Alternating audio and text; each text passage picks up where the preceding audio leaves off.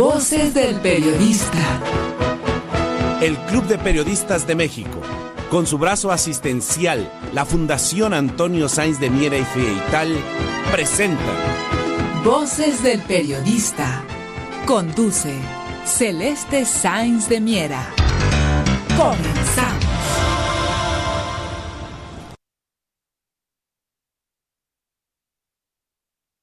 ¿Qué tal amigos? ¿Qué tal? Muy buenas tardes, bienvenidos a este su programa Voces del Periodista, este programa que es de ustedes y para ustedes a través de las frecuencias de Radio Cañón, las 760, queridos amigos, aquí en estos micrófonos donde la pluralidad es verbo y el análisis noticia, queridos amigos. Bueno, pues vamos a tener un programa muy interesante, ya lo van a escuchar ustedes, un análisis profundo.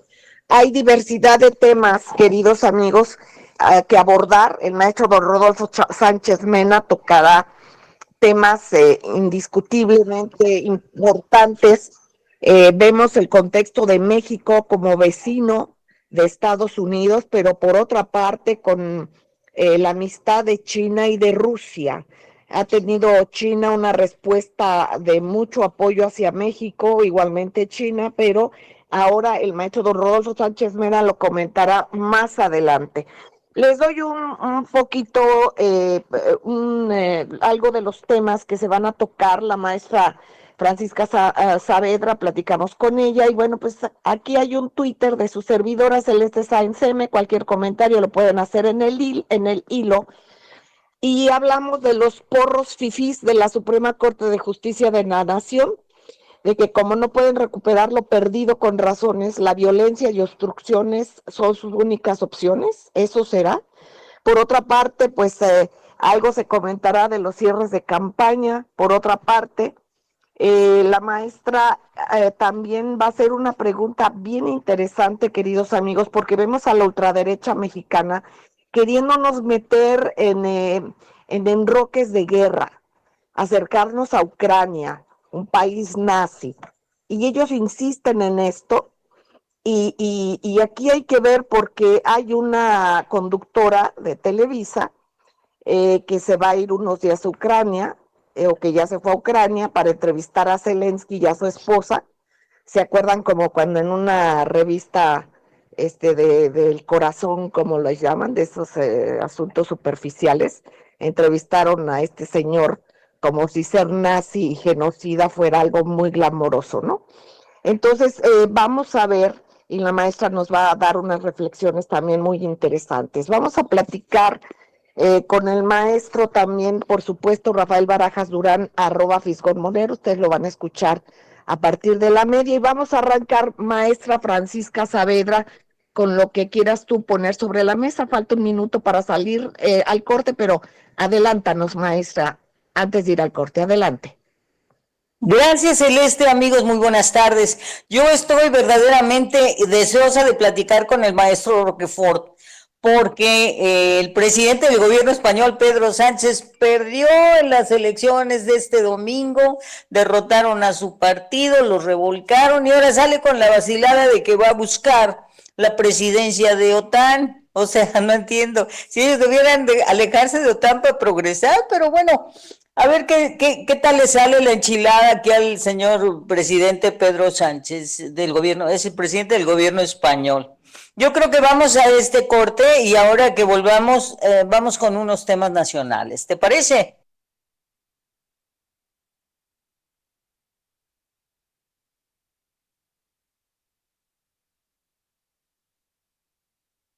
Pues así como les decía, este asunto de España, de las elecciones regionales y municipales que perdió la facción y don Pedro Sánchez, pues él ya anunció 5 meses antes que disuelve el Congreso y promueve una convocatoria electoral. A ver qué tal le sale la jugada.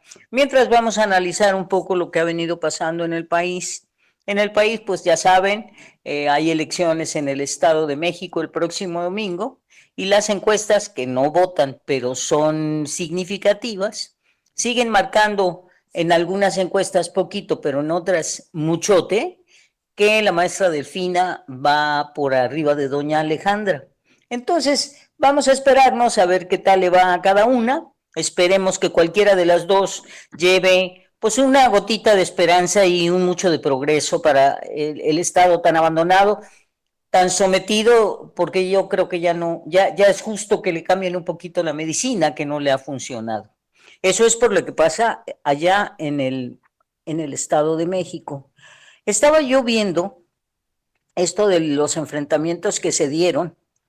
Pues no enfrentamiento, realmente fue un reclamo de algunas personas que dicen que no iban en una marcha, manifestación para por reivindicar a la Suprema Corte de Justicia y a la señora Piña. Y pues alguien se dijeron, se vieron feo, se dijeron peores cosas y se fueron a los jalones y parece ser que uno de los pues no son fifís, yo creo que era un señor molesto por algo, intentó agredir a una mujer anciana y luego resulta que la mujer anciana no es mexicana y si no es mexicana sí le podemos pegar de coscorrones a una mujer, yo creo que tampoco, que era guatemalteca, ahora queremos saber quién es el que levantó el puño cerrado, o sea, una serie de bla, bla, bla, y el camino sigue hacia la destrucción de la Suprema Corte de Justicia o al encubrimiento de una serie de malos manejos y malas formas. Yo supongo que ellos sí se rigen, ellos supervisan el cumplimiento de la Constitución y las leyes, porque la ley es la ley. Sin embargo, nos hemos dado cuenta que al aplicar a veces la ley, nos olvidamos de la justicia, o la justicia no llega a quien acudió a la ley por justicia. O sea que es un caramelo de esas de estos dulces que daban en Oaxaca, que estiraban con las manos y se hacían rosca. Así anda la justicia y la aplicación de la justicia. Por ejemplo, en el caso de Rosario Robles, libró completamente la orden de detención por dos motivos, por delincuencia organizada y por lavado de dinero de la estafa maestra. Entonces, ¿dónde está la ley? ¿Dónde está la justicia? ¿Qué le hicieron mal a ella? ¿Qué hizo mal ella en su desempeño como secretaria de Estado? Entonces, todo eso nos tiene preocupados. Por último, tendría que decirles que doña Denise Dresser, detractora del señor presidente López Obrador, creo que da una muestra clara de la facción en que se mueve. ¿Quién estaría patrocinándole un viaje de, parece ser un par de semanas, por Ucrania, en donde promete ir a hacer un sondeo personalizado para que la gente que ha ido a la guerra y que se ha enfrentado y que ha muerto y que ha perdido todo su patrimonio le cuente las cosas que hemos visto a través de la televisión de Occidente, un poco tendenciosa, y en su paseo, en su gira de trabajo por Ucrania, va a traer una entrevista, promete, del líder Zelensky y de su señora esposa. Sí, que seguramente tendrán los argumentos suficientes para decir por qué se han confrontado con Rusia. Entonces, es de preocuparnos que las cosas marchen tan así y esperemos a ver qué nos trae ella. De entrada, me parece que sus ojos son ojitos alquilados y que su visión va a tener esa tendencia, pero esperemos. Ojalá no sea tan de derecha como a veces la oímos. Maestro, váyanos contando usted cuáles son nuestras relaciones con Rusia, con China, con todas estas regiones tan candentes y cómo estamos parados, si bien mal, un poco chuecos. Usted dele y platíqueme, porque yo soy muy ignorante, maestro. Vámonos No, un ratito. al contrario, pues es una reconocida periodista, sí, en el sector privado. Yo trabajo más la información, no del sector público. O sea, tengo 40 años de estudiar, de trabajar, de investigar la geopolítica y su aplicación en términos de solución de problemas y de propuestas. Y así es como pues vamos encontrando pistas para conocer casos como el de la señora Dresser, qué hace en Ucrania, ¿sí?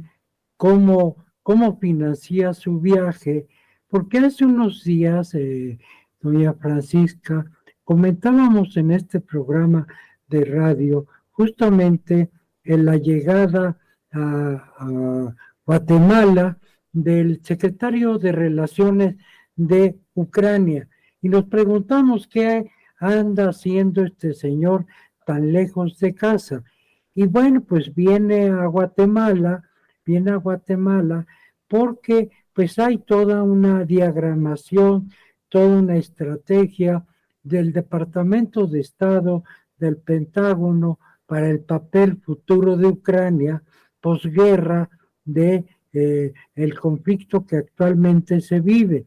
Si los Estados Unidos saben perfectamente, su ejército, el comandante del ejército norteamericano, no el secretario de la defensa, el que está al frente de las tropas, él en su evaluación conoce y sabe por adelantado que la llamada ofensiva rusa, la ofensiva ucraniana, va a fracasar. Entonces ellos están planteando pues todo un escenario de reconstrucción de el futuro de Ucrania y lo quieren ubicar en qué área geopolítica, pues en el sur, en el Gran Sur, México, donde México es parte, como la mayor parte de los países que estamos bajo presión del imperio norteamericano y de sus aliados. ¿Qué plantearon en Guatemala? Pues a qué vino, pues ni más ni menos a insertarse en la región, todo lo que forma parte del Caribe, en donde México participa sin lugar a duda de ese Caribe y de las Antillas, un territorio geopolítico poco conocido, pero que vamos a abundar pronto para que nos enteremos qué es lo que pasa ahí y cuál es el interés de Norteamérica de meter a Ucrania en nuestra región. Recordemos lo que se comentó en ese momento, que Guatemala es el último bastión que le queda a Taiwán, lo que el país que territorio del que forma China, parte del territorio de China, y que México también reconoce a China, pero no reconoce a Taiwán, reconoce desde 1973, cuando se establecieron las relaciones de México con China, en la época del presidente Luis Echeverría, y con el apoyo de México, China ingresó a las Naciones Unidas y al Consejo de Seguridad, en donde ha jugado un papel muy importante para enfrentar pues desafíos de que los conflictos se mantengan restringidos y no se conviertan en un escenario mundial. Ahora China pues está respondiendo a las acusaciones norteamericanas de que a su territorio llega fentanilo por vía México. Y bueno, pues China considera que esto es un acoso contra México, sobre todo las amenazas de carácter militar de intervención a nuestro país, pensando básicamente así, de manera que no nos van a agredir y que ya el tiempo de los ataques militares pues ya ha terminado, pero si plantea una preocupación de que México no se merece por parte de los Estados Unidos amenazas de esta naturaleza, porque nuestro país fue en la Segunda Guerra Mundial un aliado estratégico, en la Guerra de Corea lo fuimos, es decir, hemos trabajado muy de cerca con los Estados Unidos y con sus triunfos que lo han colocado como potencia mundial y que ahora es desafiada por Rusia y por China. Entonces, en este desafío, amiga Saavedra, pues Rusia y China están planteando lo que yo considero un segundo telegrama.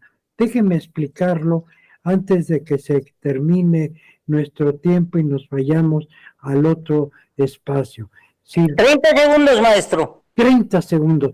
El telegrama Zimmerman llegó en tiempos de que presidía nuestro país el presidente Carranza y nos ofrecían ni más ni menos que si entreteníamos a los Estados Unidos y no ingresaban a la guerra, ¿sí? Ellos no devolverían los territorios que le fueron arrebatados a nuestro país. Ahorita comentamos del segundo telegrama Zimmerman y de dónde proviene en este momento. Sí, porque nos engañaron ahí, pero mientras vamos a un corte porque ya está el maestro Rafael Barajas Monero. Volvemos.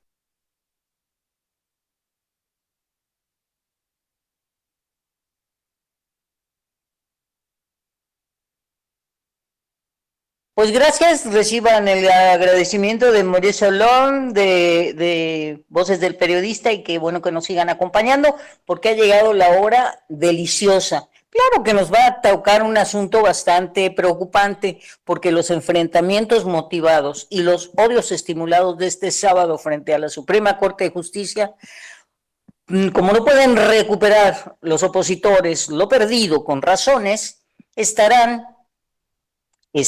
pensando con violencia y con actos de muerte. Maestro, aclárenos este panorama tan sombrío. ¿Qué quisiera yo, Francisca, más que poder aclarar esta historia?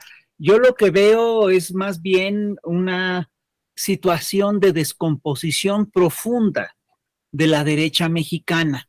Y esta descomposición profunda incluso se traduce en brotes de violencia. Yo quiero aclarar lo siguiente, es decir, yo sí creo que la derecha mexicana, como todas las derechas latinoamericanas, tenía la esperanza o la expectativa de que este gobierno progresista que se instaura en México en el 2018 iba a ser un mal papel, iba a ser una mala gestión, que todo iba a ser un fracaso y que ellos, por lo tanto, podrían regresar con prontitud.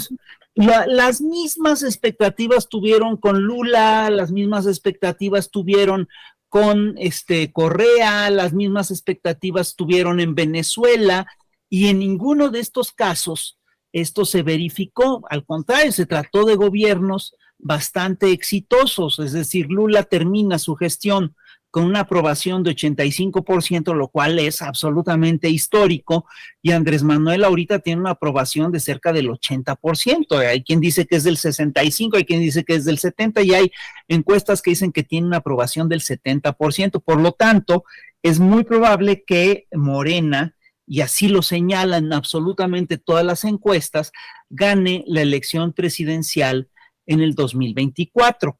Y esto, por supuesto, que desespera a ciertos sectores de la derecha, y aclaro que es a ciertos sectores de la derecha, porque yo estoy convencido incluso que hay un sector del empresariado que se ha beneficiado con el régimen, con el actual régimen, y que no entra dentro de estas lógicas, ¿no? Es decir, sí estará molesto Claudio X González, sí estará molesto Germán Larrea, pero ese no es, ese no es el caso de muchos otros empresarios importantes de México que, al contrario, la verdad es que las señales que ven es que hay estabilidad, el Producto Interno Bruto crece, etcétera. Pero estos actores suelen ser actores muy agresivos y que lo que quieren es básicamente seguir mandando. Eso es lo que está pasando. Entonces, lo vemos claramente, es decir, uno de los lugares en los que se manifiesta digamos, el desacuerdo, se manifiesta el conflicto, es alrededor, pues, de los aparatos de Estado que siguen manejando estas personas. Y uno de estos aparatos, dos de los aparatos cruciales que están manejando son los medios masivos de comunicación y, por supuesto, la Suprema Corte. Y no hay que olvidar que estos dos aparatos son, digamos, la base de la nueva estrategia golpista moderna, que ya no es que ya no se guían por las lógicas de los golpes militares, sino se guían por la lógica de los golpes blandos, y en especial de lo que se llama el lawfare, o lo que es la guerra judicial.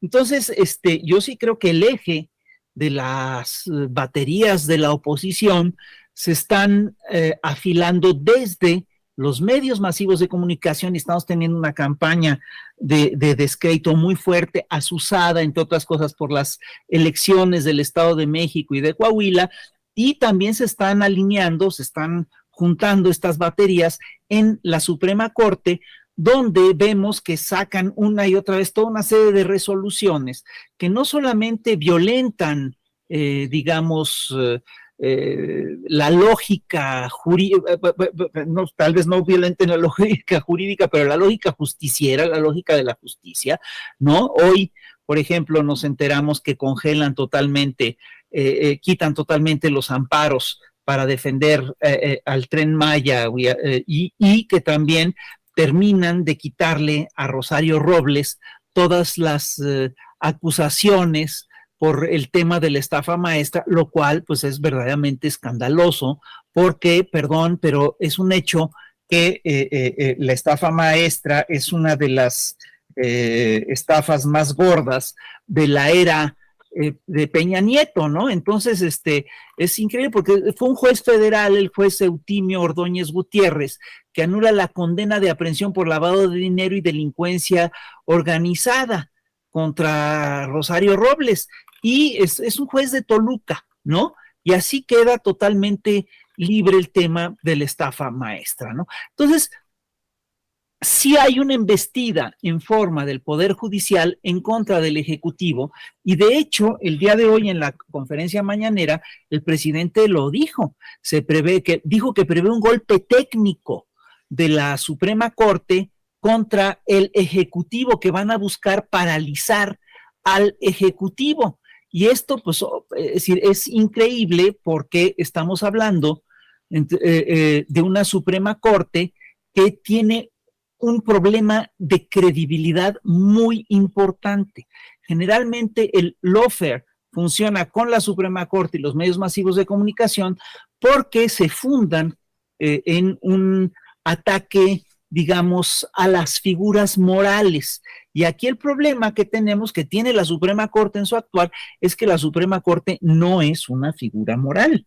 Es decir, la Suprema Corte en México está muy desacreditada y de hecho hay toda una serie de protestas al frente de la Suprema Corte. Es decir, había un plantón frente a la Suprema Corte denunciando la parcialidad de la Corte, denunciando varias irregularidades, denunciando cosas como esto de que hay toda una serie de jueces que están ligados a una serie a un esquema de estafas que tiene que ver con manejo de cuestiones inmobiliarias. Es decir, hay muchas denuncias en contra de jueces y en contra de toda una serie de decisiones tomadas por la Suprema Corte. Hay molestia, efectivamente, en un sector importante de la población, y este fin de semana se organizó una concentración de los sectores de la derecha, llamaron a esta concentración, y en esta concentración estos sectores de la derecha yo creo que se exaltaron.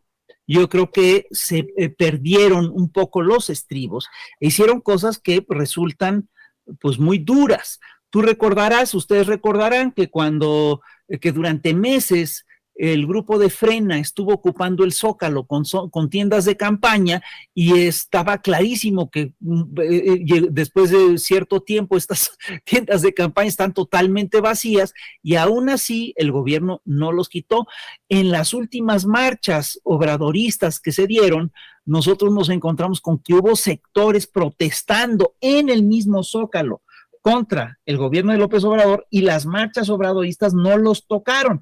Bueno, pues en esta ocasión la derecha mexicana que marchó, que se manifestó, no respetó a los plantones ni las formas de protesta que le preexistían. Entonces, por ejemplo, llegaron al llamado antimonumento del ABC y quitaron todas las cruces de los niños, y después fueron frente al plantón de la Suprema Corte y agredieron a la gente que estaba frente a la Suprema Corte. Hay una foto que se ha hecho viral, que hoy sale en la portada de La Jornada, en la que vemos a un señor, a un manifestante de Frena con una camisa blanca, forcejeando, y maltratando a un señor de la tercera edad que estaba protestando en la Suprema Corte. Hay cantidad de testimonios de cómo los patean, etcétera. Y este evento de violencia no fue aislado. Yo quiero recordarles que este fin de semana fueron los cierres de campaña en el Estado de México, y que en el cierre de campaña de Alejandra del Moral hubo un zafarrancho que se armó. Al parecer, bueno, según denuncias, es porque un sector de los que estaban en el evento le habían prometido algo que no se lo dieron, ¿no? Y se armó un zafarrancho muy fuerte entre los grupos del PRD y del PRI, y pues vimos que hubo un encontronazo de sillazos. Entonces, aquí obviamente todo esto preocupa, y sí necesitamos hacer un llamado a la paz, a la tranquilidad, a la serenidad. Necesitamos que este sector se encuentre sus cauces y que encuentre también sus vías de protesta, y los tenemos que exhortar a que sus protestas sean pacíficas, porque lo que están haciendo pues es muy delicado. Y si quieres, en el siguiente bloque hablamos también de lo que es de lo que está ocurriendo en Coahuila, ¿no? Donde tenemos también una situación muy peculiar. Yo sí creo que esta elección está ya claramente definida. Es decir, el Estado de México, se va a votar por el Estado de México y Coahuila. Es claro que de estas dos entidades, la entidad más importante de lejos es el Estado de México. Coahuila tiene cuando mucho 3 millones y cacho de habitantes. El Estado de México, bueno, pues eso es posiblemente el estado más populoso, no es posiblemente, es el estado más populoso de la nación. Es un estado muy rico, es un estado muy importante, y todas las encuestas al día de hoy dicen que Delfina, que es la candidata de el Movimiento de Regeneración Nacional, tiene entre 14 y 24 puntos de ventaja sobre Alejandra del Moral.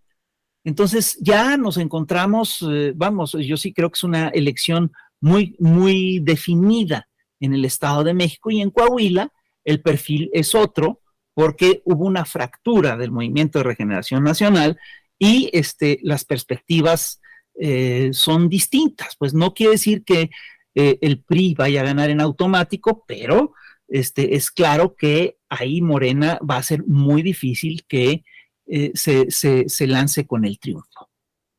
Exactamente. Vamos a irnos en el análisis que usted nos propone en el siguiente bloque, y de momento a mí me encantaría seguir pensando que Andrés Manuel López Obrador es un ajedrecista ganador en los tableros de la política nacional. Ya volvemos.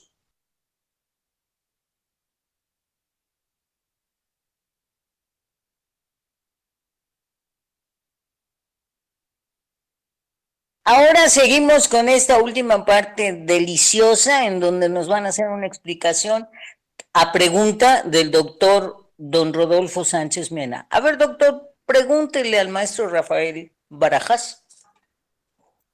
No, lo que no se trata de una pregunta, se trata de un razonamiento de que a estas alturas pues se sobredimensiona a la ultraderecha.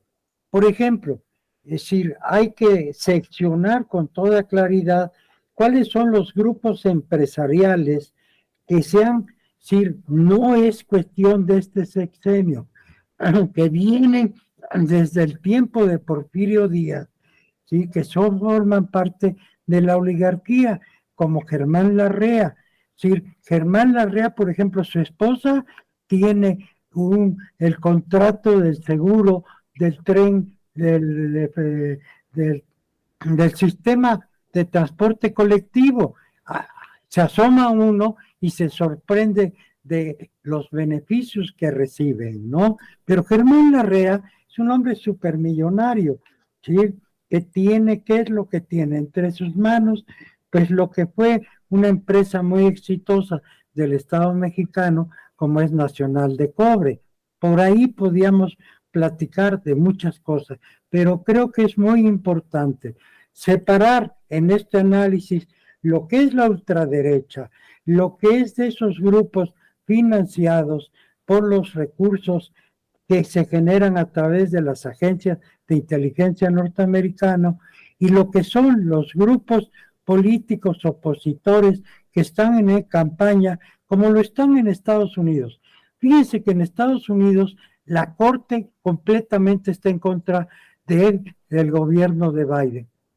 Biden, explíquenme esto, o sea, la mayoría de esa Corte hay que estudiarla, como hay que estudiar la Corte de México, porque es una Corte muy poco conocida. El público, la mayoría de los mexicanos no conocemos, no sabemos cuál es el funcionamiento ni el origen de la Corte. Hay que explicarlo, porque si no explicamos, no vamos a entender lo que pasa y el riesgo de que nos desborde la violencia sin entender de dónde viene es un alto riesgo para el país, amigo Rafael Barajas. Estoy totalmente de acuerdo con usted, maestro Rodolfo Sánchez Mena, y sí quiero decir que obviamente en todo este proceso, pues hay que tener mucho cuidado, ¿sí?, de cómo están actuando y cómo están operando estos grupos que reciben financiamiento, que es una cosa que se ha denunciado una y otra vez. El propio López Obrador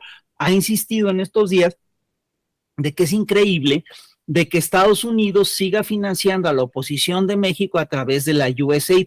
Y aquí el problema que tenemos es muy delicado, porque aquí en México sí hay una mezcolanza de lo que son estos grupos de ultraderecha, ¿sí?, y de lo que son los partidos políticos de la alianza opositora, porque está clarísimo que es decir, quien recibe un patrocinio directo de la USAID es este grupo de Mexicanos contra la Corrupción, que lo utiliza tanto para hacer guerra mediática como para poner amparos, es decir, para hacer guerra jurídica, que es de lo que estamos hablando en todo este proceso, pero que también resulta que su dirigente histórico, aunque digan que no está ligado a Mexicanos contra la Corrupción, ya es Claudio X González, que es la cabeza de la alianza PRI-PAN-PRD. Entonces lo que estamos viendo es efectivamente a todo este grupo de la derecha mexicana que sí tiene un problema de control muy severo, es decir, están llenos de contradicciones, están muy enojados y yo sí creo que no encuentran todavía su camino y lo que hacen es que se acogen a estas lógicas que siempre han manejado en las últimas décadas, ¿no?, de los golpes blandos, de la guerra mediática, del lawfare, etcétera, etcétera, etcétera. Entonces, pues sí, tenemos que ver todos estos procesos y yo sí creo que aquí en estos momentos no hay accidentes ni hay cabos sueltos, todo está claramente ligado, ¿no? Fíjate, el día de hoy, publicó Margarita Zavala un artículo muy interesante en el que tiene un lapsus que es fantástico. El lapsus que tiene Margarita Zavala es que dice que, bueno, obviamente se proyectan, es un artículo que está bueno para un psicoanálisis, porque se proyecta, dice que Morena trae un desorden, cuando quien trae el desorden son precisamente estos sectores de la derecha, y habla de que en Coahuila hay un candidato muy bueno de la alianza opositora y que se llama Manolo Mejía. Fíjate qué interesante, el personaje se llama, es decir, hay dos candidatos que tienen estos nombres, uno es Manolo Jiménez y el otro es Ricardo Mejía Verdeja. Esta señora los integre en un solo nombre, básicamente revela que para ella por lo menos, ¿sí?, pues están actuando, hay una suerte de feliz alianza entre estos dos apellidos, ¿no?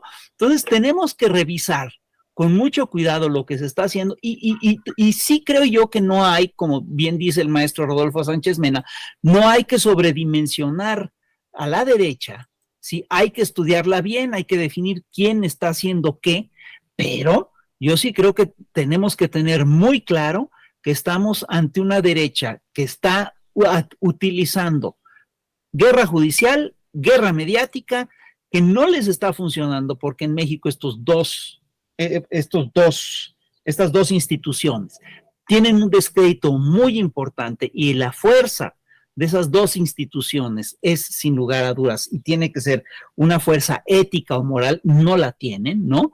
Y entonces se mueven dando tumbos y haciendo, provocando desfiguros como los que vimos este fin de semana, ¿no? Entonces, yo sí quiero decir que, otra cosa que vimos en estos días que es fantástica, que es la derecha celebrando como si fuera propio el triunfo del PP en España, ¿no? Es decir, vemos a Felipe Calderón, a Margarita Zavala diciendo, ay, qué bueno que el PP está ganando en España. Es decir, es parte exactamente del mismo proceso.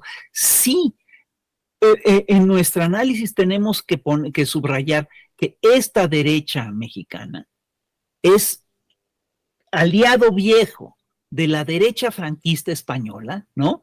Y esta derecha protofranquista, esta derecha que estuvo en el PAN, etcétera, pues tiene claramente que ser estudiada con mucho cuidado y tiene un papel importante en este proceso. Eso es lo que yo veo.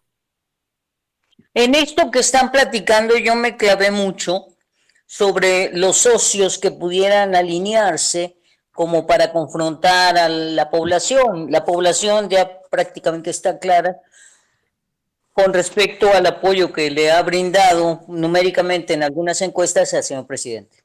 A mí no me preocupa grandemente que estén aliados la Suprema Corte y los medios, porque ambos en esta ocasión perdieron. Están muy desacreditados los dos, los que eran los próceres de la palabra en la crónica histórica del día a día, están podridos. Y la señora viene de una familia de podridos, una familia política. Peña Nieto no es la gran cosa y parece ser el que más incide en la promoción de la señora Piña. Y entonces, a mí me da gusto que ellos hayan llegado a coincidir porque pues, son muy chafas, como dijeran en mi barrio.